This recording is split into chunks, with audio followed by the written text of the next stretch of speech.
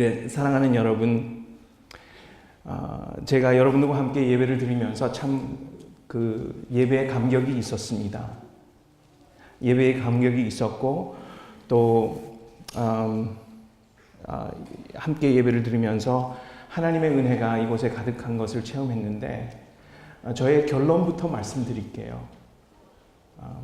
우리는 예배의 감격과 하나님의 임재를 체험하고 성령 하나님의 어루만지심과 주님을 인격적으로 만난 이 모든 이 잔치의 자리가 좋은 소식을 사람들에게 전하는 그러한 삶으로 연결돼야 될 것 같습니다.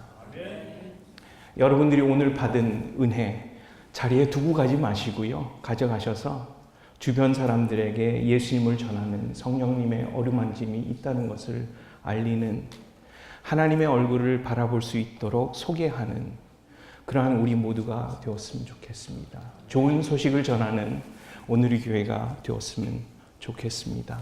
예배 없는 곳에 하나님을 모르는 사람들에게 죄사함이 있다는 것을 알지 못하고 생활하는 사람들에게 좋은 소식과 예배와 찬양과 기쁨과 이런 것을 전하는 우리 모두가 되었으면 좋겠습니다. 오늘 본문 말씀 보니까 이렇게 시작됩니다. 그때 나병 환자 4사람이 성문 앞에 있었습니다. 그때 아마 열왕기하 6장을 아시는 분들은 이해하실 거예요.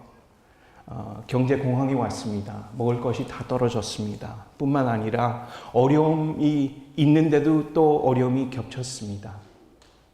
아람 군대가 베나닷 왕을 통해서 군사를 몰고 사마리아 성을 에워쌌습니다. 이제는 도망갈라 해도 도망갈 수 있는 길까지 없어졌습니다. 진퇴양난 상태가 된 거죠. 그리고 사람들은 공포 속에서 생활을 하고 있었습니다.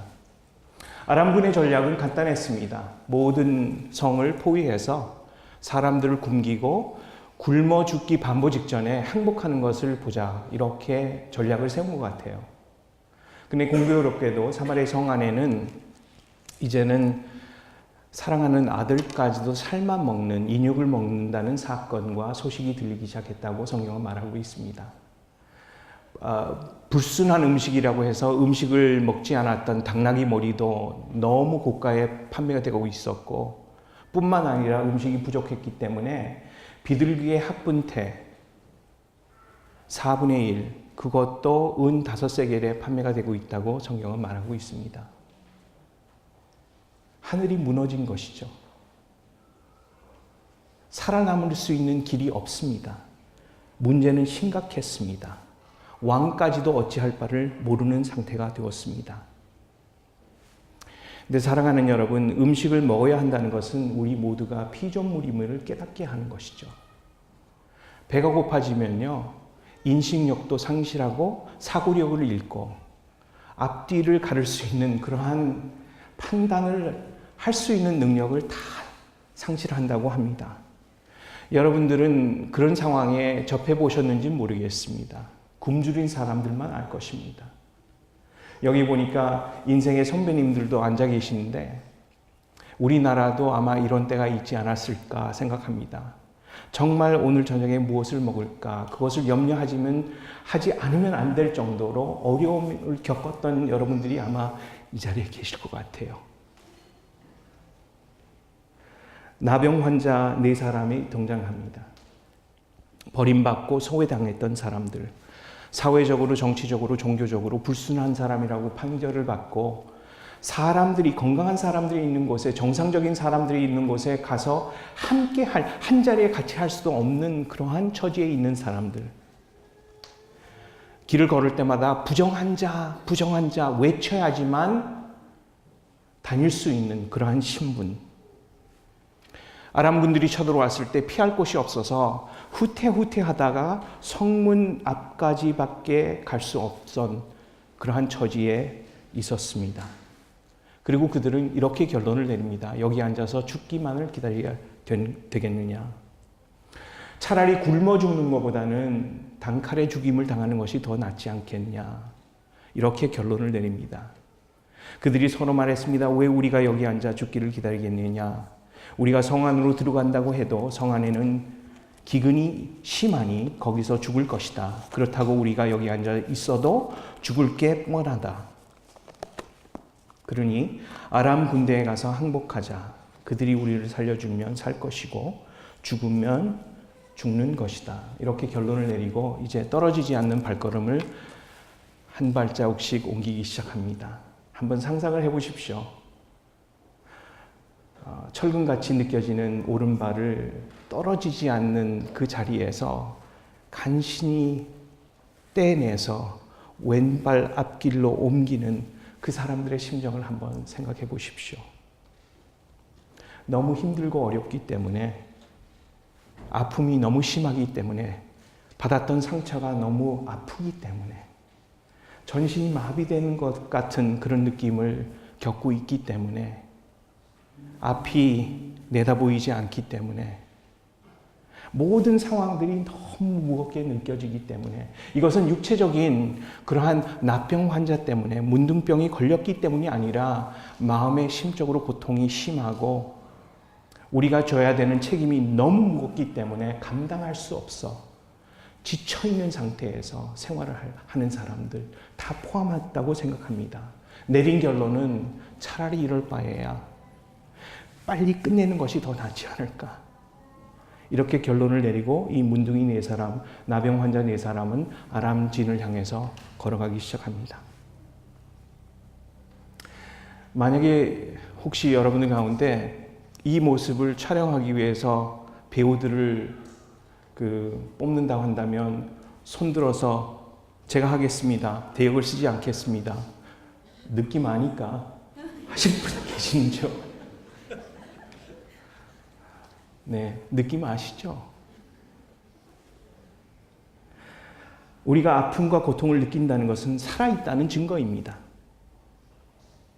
고통과 아픔은 불가피한 현실이며, 하지만 이런 상황을 우리가 어떻게 이해하고 받아들이며 그 상황에 대응하는가, 반응하는가, 이것이 우리의 미래를 결정한다고 팀 켈러 목사님은 말씀하십니다. 하나님께서는 가끔 이러한 상황으로 우리를 광야 시대로, 광야 시절로 인도하시는데, 그럴 때마다 신앙과 믿음으로 받아들이기를 원하고 계십니다. 우리가 어렵다고 느껴지는 것은 미래가 예측 불가능해지기 때문이죠. 우리는 우리의 지혜와 경험과 모든 것을 동원해가서, 생각을 동원해서 미래를 예측할 수 있다고 착각 속에 빠지는 순간 조금 위로를 받습니다. 착각에 불과한데도 불구하고. 왜냐하면 예측 가능하다고 생각하니까요. 근데 하나님께서는 그러한 상황에 빠진 우리들이 믿음과 신앙을 가지고 하나님께 순종하며, 온전히 순종하며 나가기를 원한다는 것입니다. 그래서 고린도후서 10장 5절에 보시게 되면, 하나님을 아시는 우리의 모든 지식, 이런 것을 다 대적해서 스스로 착각 속에 빠져 있는, 스스로 높아져 있다고 생각하는 모든 주장들을 무너뜨리고, 모든 생각을 딱 포로로 사로잡아서 그것을 타파시켜서 주님께 복종시키는 것이 올바른 신앙인의 모습이라고 말씀하고 있습니다. 혹시 여러분들 가운데 미래에 대해서 불안하십니까? 저는 이 네 문둥이를 통하여, 나병 환자를 통하여 하나님께서 우리에게 주시고자 하시는 말씀이 있다고 생각합니다. 첫 번째는 하나님께서 우리를 지극히 사랑하시고 여러분들을 사랑하시기 때문에 가끔 여러분들이 생각하고 있는 선택의 여지를 없애시면서, 삭제하시면서 은혜의 길로 인도하실 수 있다는 것입니다. 앞이 보이지 않습니까? 하늘이 무너진 것 같습니까? 그것은 하나님께서 여러분들을 사랑하시기 때문에, 주님의 계획이 여러분들을 위해서 너무나도 위대하고 놀랍기 때문에 여러분들이 생각하고 있는 그러한 선택의 여지를 하나씩 삭제시키면서 은혜의 길로 인도하고 계신다는 것입니다. 문둥이 네 사람들에게, 나병 환자 네 사람들에게 자기네들이 선택할 수 있는 선택의 여지가 또 있다고 생각했다면 그것을 왜 선택하지 않았겠습니까? 하나님께서 이 나병 환자 네 사람을 몰아붙이신 거나 마찬가지입니다. 막다른 골목에 도착했습니다. 하늘이 무너졌습니다. 이제는 방법이 없다고 결론을 내립니다. 그래서 그들이 할 수 있는 단 한 가지는 그냥 일어나서 적군진을 향해서 걸어가는 것밖에는 없었습니다. 그래서 그들은 그 자리에서 일어났습니다. 살 길이 없다고 생각했습니다. 도와줄 사람도 없다고 생각했습니다. 그래서 그들은 할 수 있는 단 한 가지를 하고 일어나서 적군을 향해서, 진영을 향해서 걸어가기 시작했습니다. 가끔 우리 삶 속에도 다 선택의 여지가 없어지고 정말 막다른 골목에 도달할 때가 있지 않습니까? 제가 대학생 때였던 걸로 기억하는데요. 저희 아버님이, 저희 부모님이 열심히 일해서 모은 모든 전 재산을 다 통틀어서 세탁소를 구입하셨습니다. 교회 장로님으로부터. 아마 빨리 머리가 회전되시는 분들은 대강 내용을 아실 것 같아요. 저희 부모님은 사업을 하실 줄 모르는 사람들이었습니다. 그렇지만 교회 장로님이었기 때문에 믿고 그때 돈으로는 참 거액을 내고 세탁소를 구입했습니다. 알고 보니까 6개월 후에 리스가 해약되는 그런 조건의 건물이었습니다. 그리고 재계약을 할 수 없는 조건이었습니다. 부모님은 몰랐죠. 6개월 후에 저희 아버님과 어머님이 고통 가운데 발부덩치는 모습을 보았습니다. 그리고 그 장로님은 서쪽으로 이사 가셨습니다. 연락처도 없었습니다. 그때 저는 부모님들이 기도하면서 하나님께 내달리는 모습을 보았습니다. 정말 하늘이 무너졌다고 생각했을 때 원망과 불만과 분노가 가득 차 있을 때 부모님은 기도하셨습니다.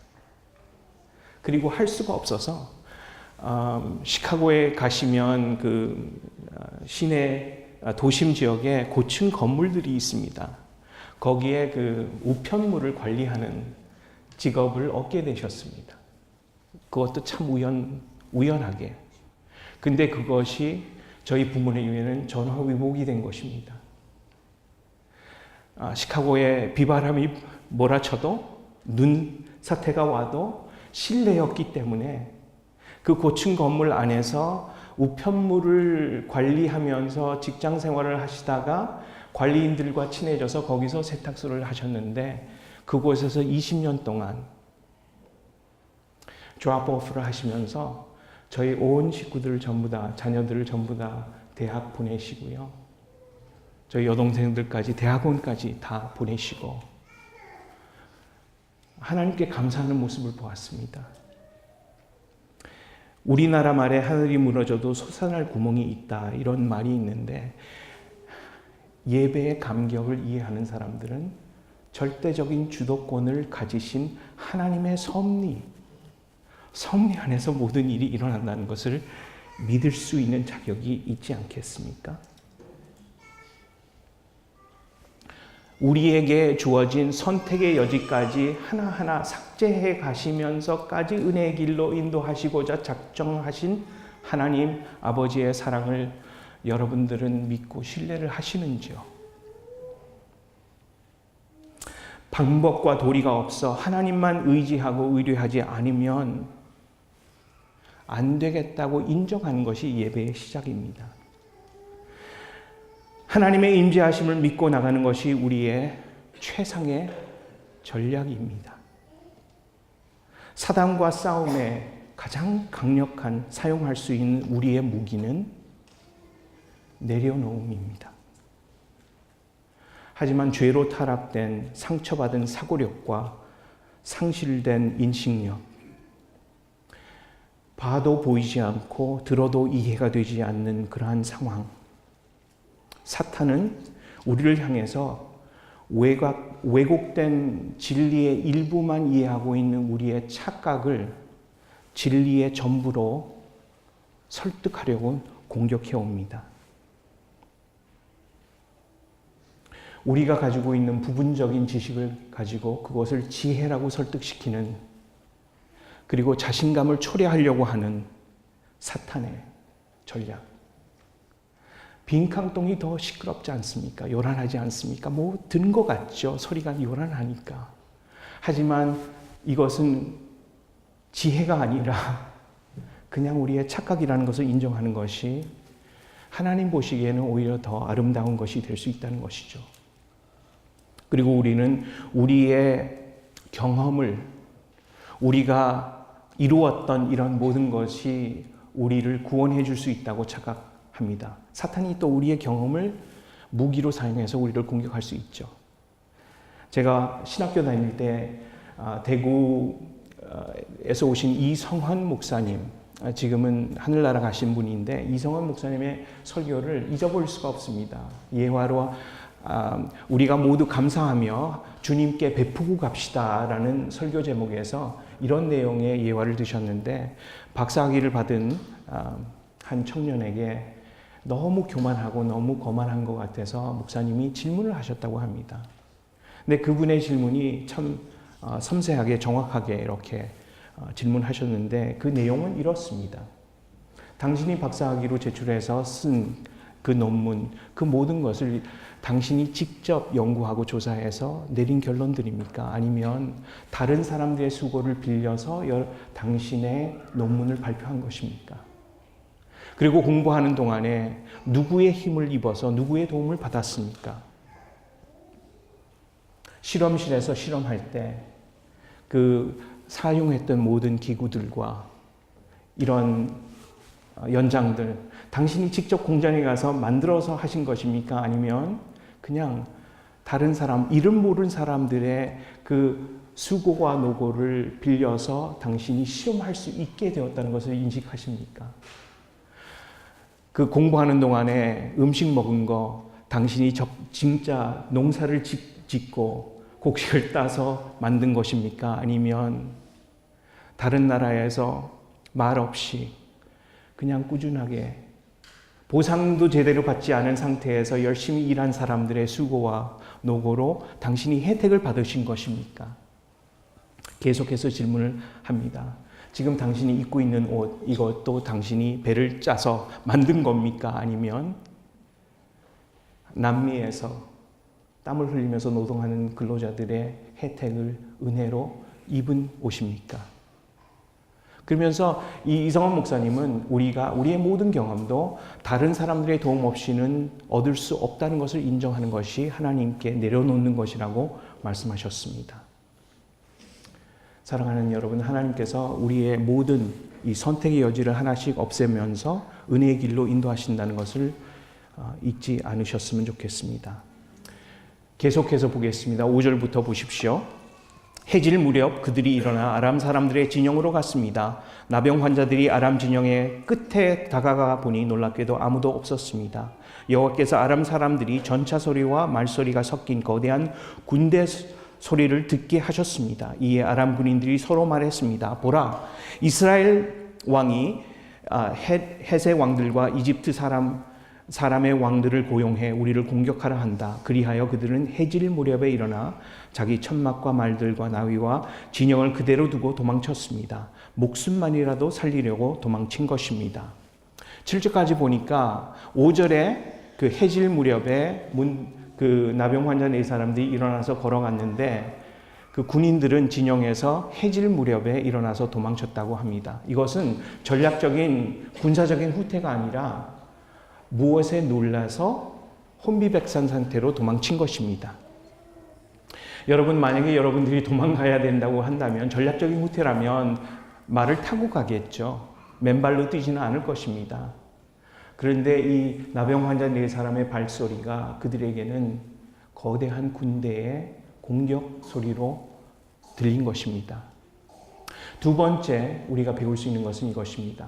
우리가 볼 수 없다 해도, 이해가 되지 않는다고 해도, 우리가 느낄 수 없다고 해도, 체험할 되지 않는다고 해도 하나님께서는 여러분들을 위해서 역사하고 계신다는 것을 기억하십시오. 우리 눈에는 아무것도 보이지 않을 수 있습니다. 이해되지 않을 수 있습니다. 상황이 이해되지 않고 납득되지 않고 줄긋기가 안 될 수 있습니다. 그럼에도 불구하고 하나님은 여러분들을 사랑하시기 때문에 포기하지 아니하시고 일하고 계신다는 것을 잊지 마십시오. 8절에 보니까 그들은 먹고 마시기 시작했습니다. 천막에 들어가서 보니까 너무 먹을 것이 많이 있었습니다. 그리고 그들은 이제 먹고 배가 불렀습니다. 그리고 주변에 보니까 은과 금과 참 많은 것들이 거기에 놓여 있는 것을 보고 동굴을 찾아서 그쪽으로 옮기기 시작했습니다. 밤새도록 노력했습니다. 밤새도록 노력을 하면서 아마 그들은 이런 생각을 하지 않았을까. 시편 121편을 보니까 내가 산을 향해 눈을 든다. 내 도움이 어디서 오는가. 내 도움은 하늘과 땅을 만드신 여호와께서 부터 그리고 너희를 지키시는 그분은 졸지도 아니하신다. 아마 그러한 것을 개념들을 이해한 것 같습니다. 그리고 자신이 생겼습니다. 이제는 우리 팔자 고쳤다. 이제는 우리가 미래에 대해서 내일 무엇을 먹을까 무엇을 입을까 걱정하지 않아도 된다. 이제는 우리 다리 쭉 뻗고 편하게 살 수 있을 것 같다 생각하며 최선을 다해서 그들은 밤새도록 일했을 것 같아요. 한 천막에 들어가서 좋은 것들을 전부 다 동굴로 옮기고 또 다른 천막에 들어가서 열심히 일을 했을 것입니다. 근데 그들이 또 느낀 것이 있었던 것 같아요. 고린도후서 3장 5절을 보니까 그러나 우리는 무엇이 우리에게서 나온 것처럼 스스로 자격이 있다고 생각하지 않습니다. 우리의 자격은 오직 하나님께로부터 났습니다.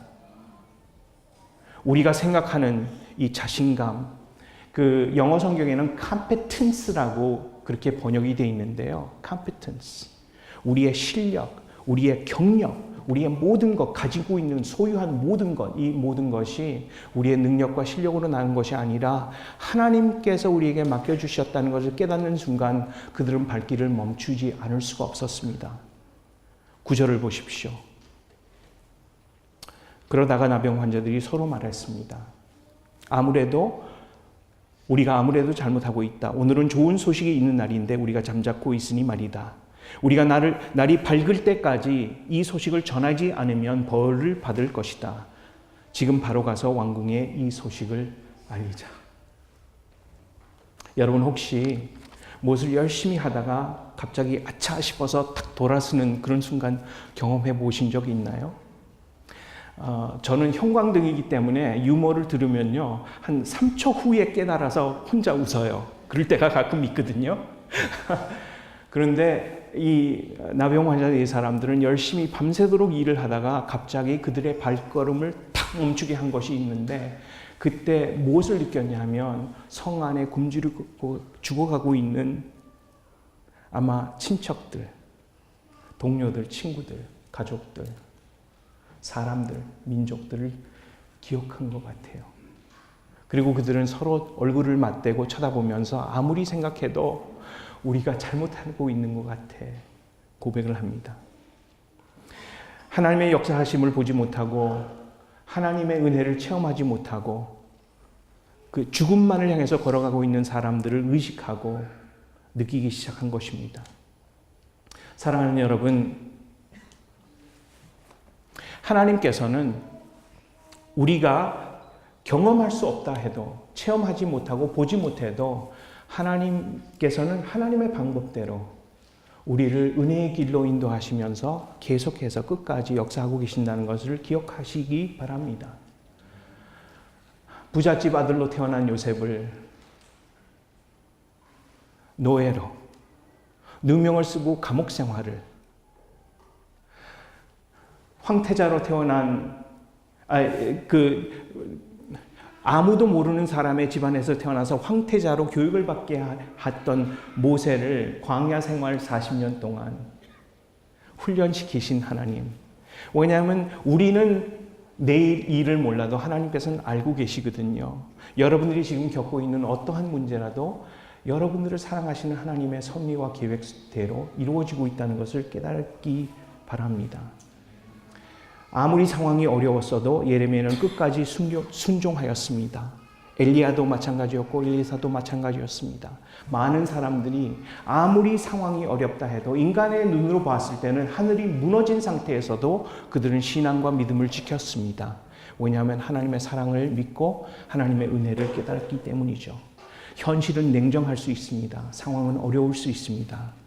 좌절하고 주저앉고 싶은, 그러하고 포기하고 싶은 그러한 때도 있겠죠.